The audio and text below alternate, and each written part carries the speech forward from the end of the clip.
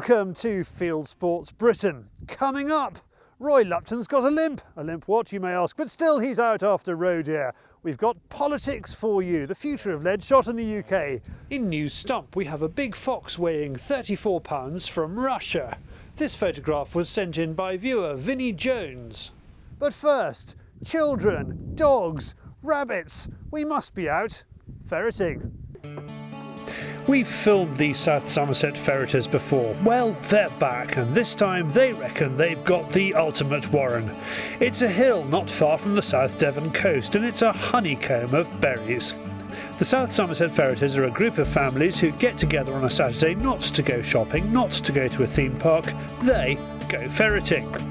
Between them they have everything that ferreters need, including 2 lurchers, a little Lakeland whippet cross and their not-so-secret weapon, Louis, a remarkably sprightly 10-year-old Jack Russell. Also on hand to help is the Fieldsports Channel Cocker Spaniel Muffin and her year-old daughter Mina. Yeah, I don't think it really gets any better than where we are today, anywhere in the country really. First job is to put the nets out, both long nets and purse nets. We know what we're up against today because we did it last year, so yeah, we're gonna, like I say, we've got the whole perimeter again blocked off for long nets, and we've still got a lot of purse nets to set. 200 net job. Yeah, roughly about 200 nets. Yeah, it takes the time, but if you don't put the time in, you don't get the rewards, you know.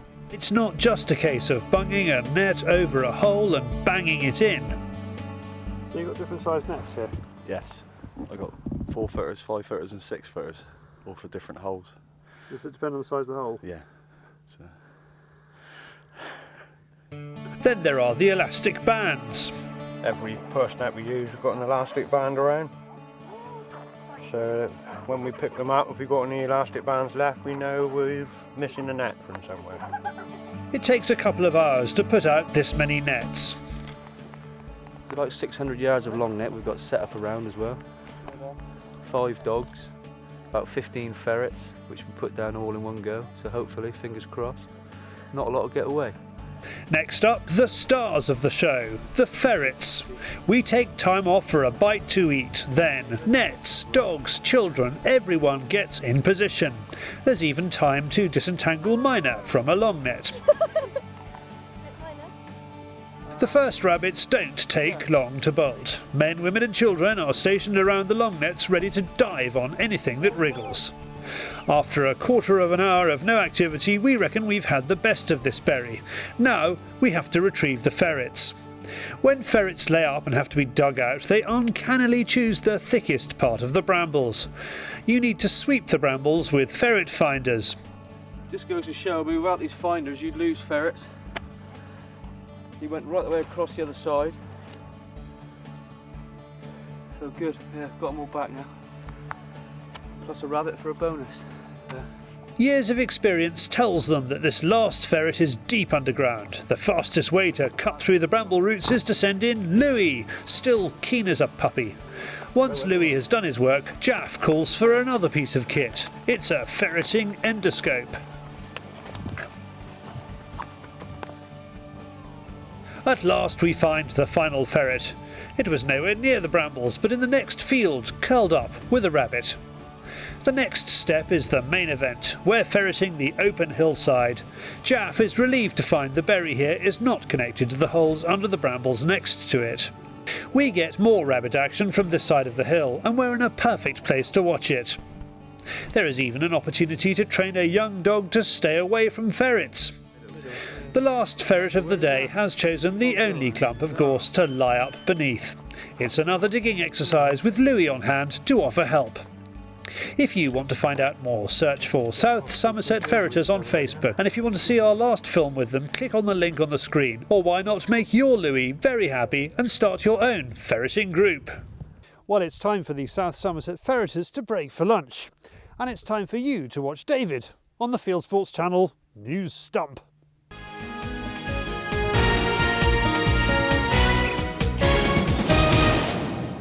This is Fieldsports Britain News. We recently produced a programme called The Ferrari Macnab. Now ex-professional footballer and Hollywood A-lister Vinnie Jones has sent us a new one. the Macnabski.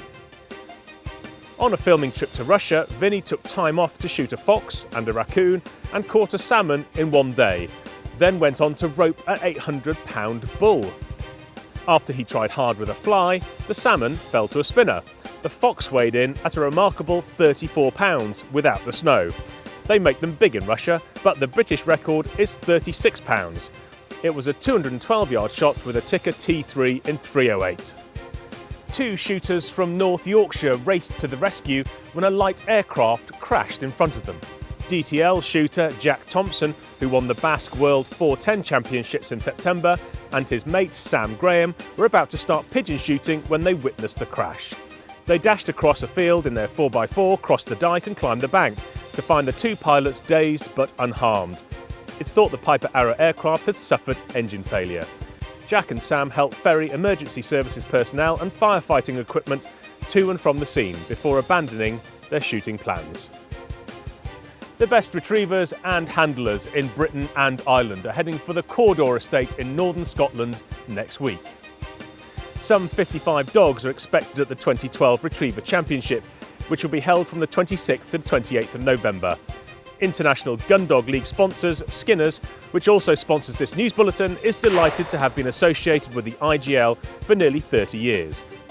For more info, go to International Gun Dog League Retriever Society.org.uk. Now, do you fancy high pheasant shooting for a quarter of the price of Devon or Northumberland? Well, that dot in the sky is a pheasant. We're now panning down to the shooter.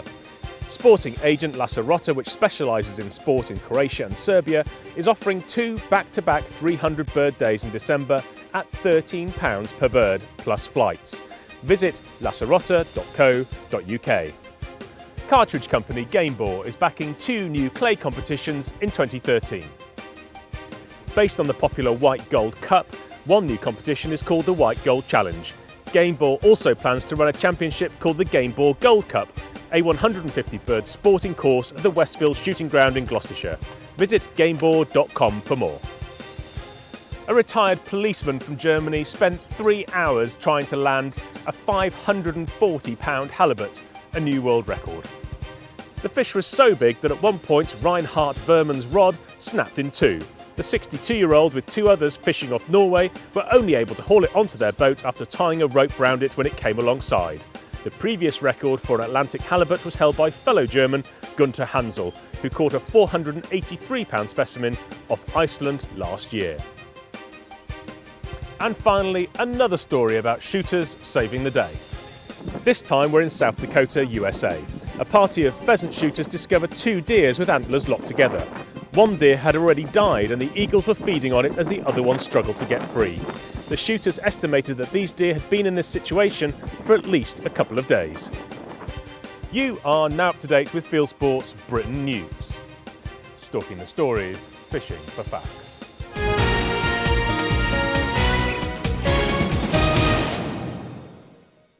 Now from Hollywood stars to the Fieldsports Channel A-list, it's Roy Lupton. Now it may appear to regular viewers that Roy hasn't been quite so eager to pull the trigger of late. A few opportunities during the roe and fallow rut have presented themselves, but Roy has fought temptation in the name of deer management. All things come to those who wait. A bit of willpower means a deer that looks good one year can be medal quality the next. Well, that's all very well and good in theory, but then someone comes along and screws it all up. And more often than not these days, it's poachers. Roy has got a few of those making their presence felt on his ground in Hampshire. Now, unfortunately, we've got a big problem that is emerging throughout most of the country, and that is commercial poaching. And unfortunately, this old boy here has been a victim of it. But the biggest problem that we're facing is it's not just 1 or 2 individual animals that are being taken. We're now looking at poaching on a commercial scale. So it's not your romantic view of a poacher going out and taking one for the pot. It's organised groups of individuals going out with illegal firearms, shooting deer or taking deer with dogs. And that is having a massive effect on the population and a massive effect on the deer management. And up until now, a lot of the police forces have been treating this with a little bit of apathy. My hope is that by working together with stalkers, estates and the local wildlife liaison officers, that we can put an end to commercial poaching and hopefully put an end to seeing sites like this and finding poor old beasts left in the middle of the fields. With that off his chest, Roy turns his attention to the evening's stalk. He is here for roe does, which are really only evident at last light. We've got about an hour and a half before it's dark completely, so we're going to have a quick scurf around and see what we can come up with. There's a couple of does that I really don't want to take out. We've got a doe just down that's been working this piece of ground to our left-hand side, and she had triplets this year, so it would be quite nice to leave her on. So we're going to either look for a yearling doe or maybe somebody that's not been quite as productive. With his recovery from his hip op going well, he's now down to just one crutch plus shooting sticks, which we think gives him a look of Gandalf. Our first port of call is a wood which always delivers. Nout. It is weird how some places just feel right for deer, but for some reason it's a desert, certainly in our case. Never mind, it's a beautiful evening, perfect for a stroll in the British countryside. With the pheasant and partridge shooting season in full swing, the deer are a little more cautious, which makes this stalking more of an educated guess than normal. So we're just going to have a quick run around and try and find the hot spots and try and get in position when the does start feeding out from some of the cover crops or some of the woods. It's always a gamble. You just got to pick a spot and hope. We keep watching, we keep stalking, but there is nothing about.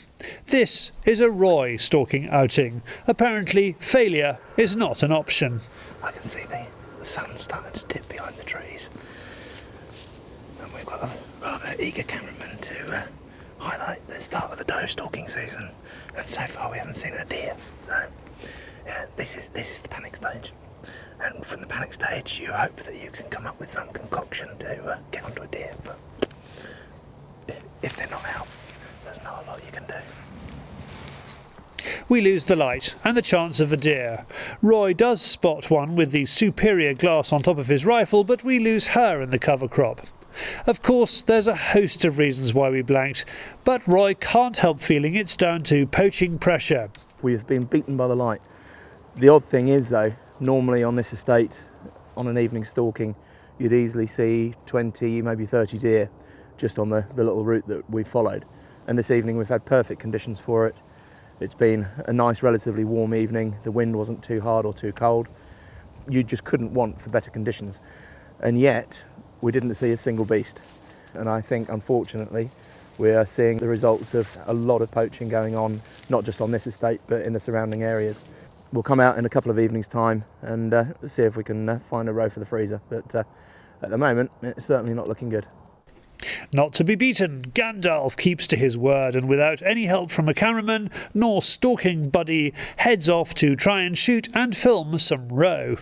This time he's on the other side of the estate, which hasn't been targeted by poachers. Roy chances upon a roe doe lying up on a ride about 90 yards away. It was just a flick of the ear that gave her away. Otherwise, she would have gone unseen. We've got a doe and a kid just couched up along the ride. Now, what I want to do is just wait, and hopefully one of them will stand up and hopefully give us an opportunity to have a shot. The only problem is, which can very often happen if you're waiting for a deer to stand, they can just stand up, turn off and carry on away from you and disappear. But that's the chance we'll have to take. Roy's patience pays off and eventually the doe stands up.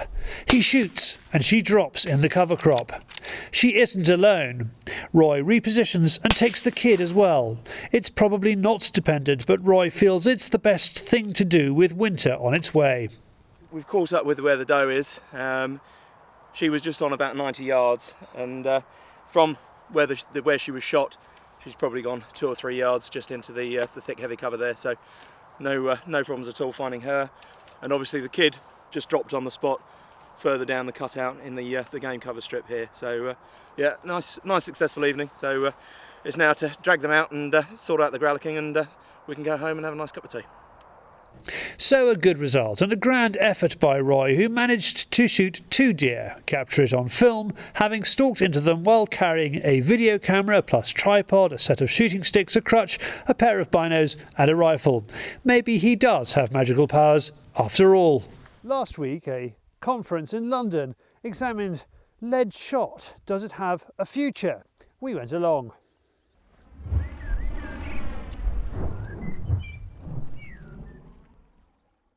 Dying dolphins, poisoned eagles, foolish foxes and the grey partridge in crisis. It was not the most upbeat symposium ever held. The most controversial presentation came from Bjorn Beckman of an academic body called the Centre for Ecology and Hydrology. His talk on sea eagles and the threat from lead poisoning claims that lead from bullets and from shot is the single biggest killer of sea eagles in Germany. So, out of these eagles' carcasses that have been studied, 34 were found to have lead particles in the stomach, and out of those 80% were lead core bullet fragments and 6 lead shot. So unlike, I think, the common perception, at least in the case of sea eagles, the lead core bullet fragments are the major problem, not lead shot. It is also a problem, but this is the bigger one. Members of the symposium audience pointed out the recent article in Shooting Times magazine that defends lead shot. However, a representative of the Wildfowl and Wetlands Trust poured scorn on Shooting Times. In other presentations, Nick Southerton of the Game and Wildlife Conservation Trust talked about the grey partridge, the iconic bird that is the symbol of the GWCT. I've been asked to try and provide some good news. I'm not sure that I can. But it's a species of British breeding farmland bird that has undergone unprecedented declines over the last 30-40 years. And you can see 90% decline through that time period. It's a biodiversity action plan species. It's red listed under the Birds of Conservation Concern. You know, you name it, every alarm bell is ringing. Jim Barrington, speaking on behalf of the day's host, the Veterinary Association for Wildlife Management, slammed the Disneyfication of our wild animals. With this slide, he showed how animal brains cannot project forward like humans can. That area of the brain which collects and assesses and looks after information is simply not there. There is no way in which animals of say, the fox level or the deer level can project ahead. And so this is quite important as far as its mental abilities are concerned. And of course, when people say, well, you wouldn't like it, would you? Well, of course not, because we're humans, we are not animals at that level. Jim is former head of the League Against Cruel Sports, but resigned when he realised how hunting benefits the fox. He is now a consultant to the Countryside Alliance. Excitement came from London Zoo, which is studying whale strandings. Rob Deville presented a film showing bottlenose dolphins off the British coast beating up porpoises. This was shot in Moray Firth, and you can see here porpoise being hit out of the water by 3 bottlenose dolphins, and again in slow motion here. Quite a size disparity between these 2 species. The bottlenoses we have in the UK are huge compared to Flipper on the TV show. If you're watching this on YouTube and you want to watch the whole of the symposium, 7.5 hours long, click on the link on the screen. Next, it's our bushcraft hero, Johnny Crockett.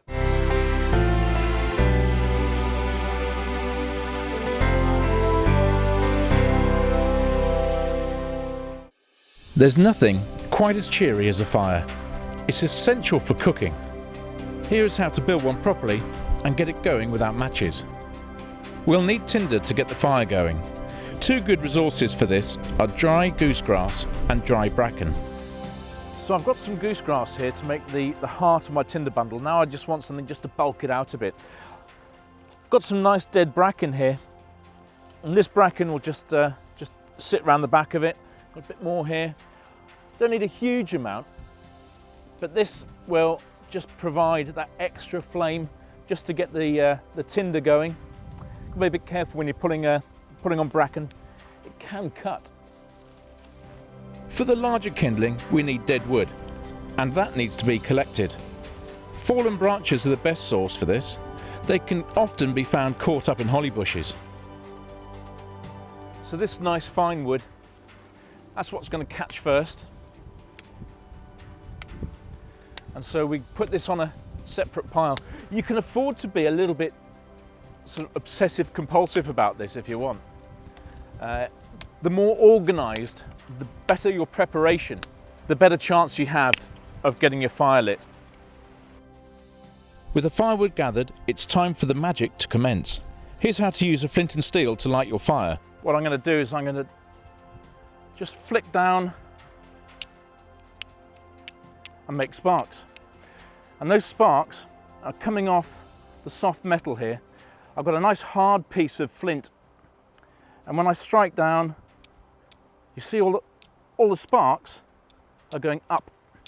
So if I put a bit of amadou, if I put that on the top and then strike down, the shards, the hot bits of steel will come up and then fall down on the top. Aha, first time.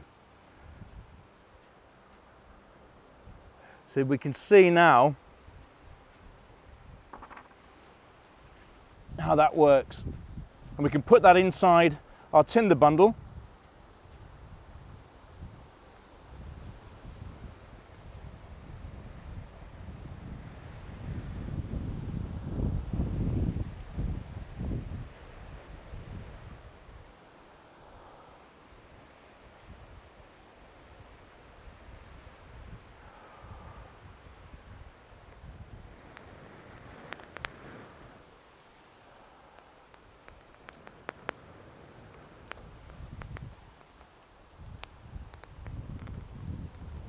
And then that goes down onto our raft.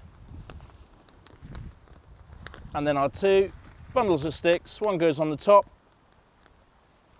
Now once this has started to burn, then we can go on to the bigger stuff, which is the proper full-on fuel wood, and that's what we're going to be cooking on later on. Well, Johnny's DVD about survival will be available very soon. Keep watching this programme. Now onto the wider world. It's Hunting YouTube.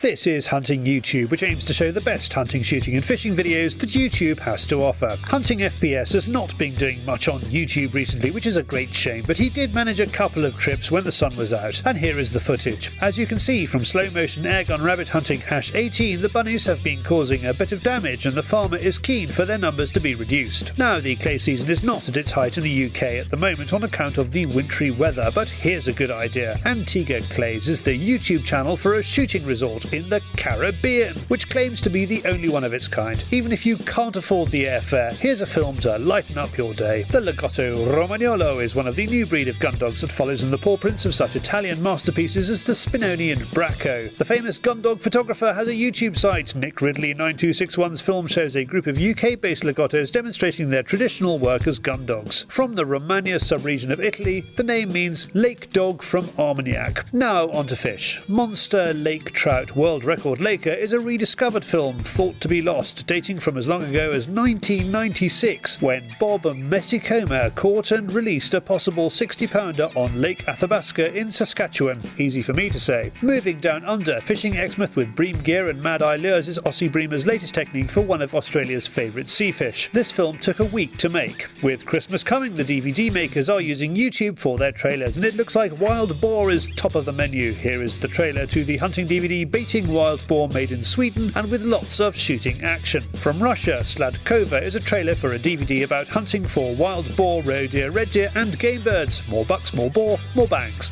And from Spain, Revax Films presents Great Hungarian Hunts. Once again, it is driven wild boar that face the cazadores. There, 3 films and 4 countries. All of these films lead you to websites where you can purchase DVDs. And don't forget the fabulous DVDs on offer on the Fieldsports Channel website, fieldsportschannel.tv, need I say more. You can click on any of these films to watch them if you have a YouTube film you would like us to pop into the weekly top 8, send it in via YouTube or email me the link, charlie@fieldsportschannel.tv. Well, we are back next week. If you're watching this on YouTube, don't hesitate to hit the subscribe button somewhere up in the sky above me, Or you can go to our shows page, www.youtube.com/show/Fieldsports Britain, and watch just this show and not all our other stuff if you subscribe there. Or go to our website, fieldsportschannel.tv, and you can either click to like us on Facebook or follow us on Twitter, or pop your email address into the constant contact form, which is bottom right of the page, and we'll just get in touch with you every week about our show, which is at 7 PM UK time. This has been Fieldsports Britain.